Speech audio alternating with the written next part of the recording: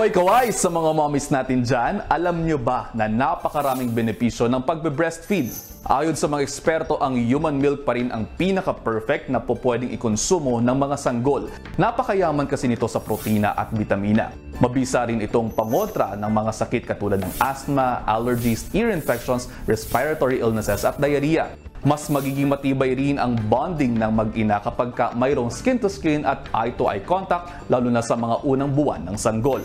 Pero hindi lamang mga babies ang nakakakuha ng mga benepisyo mula sa breastfeeding, kung hindi pati ang mga mommies. Ang nanay na nagpapasuso ay posible ring makaiwas sa ilang mga sakit katulad ng diabetes, high blood pressure, osteoporosis, breast cancer at ovarian cancer.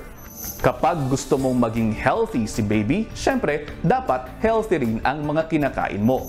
Sa mga breastfeeding mommies natin dyan, mainam po na ang mga pagkain natin kinakain ay mayayaman sa protina gaya ng chicken, ng pork, ng beef.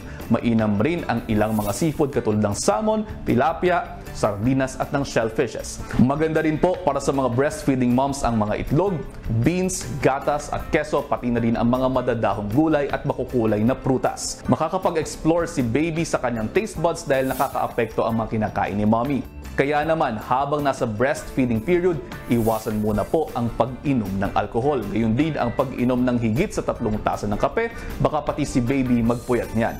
Iwas-iwas din po muna sa ilang mga high mercury seafoods katulad ng tuna, swordfish at king mackerel dahil maaaring makaapekto ito sa pag-develop ng nervous system ni baby. Paano naman kung breastfeeding ka pero kinakailangan mo nang bumalik sa trabaho?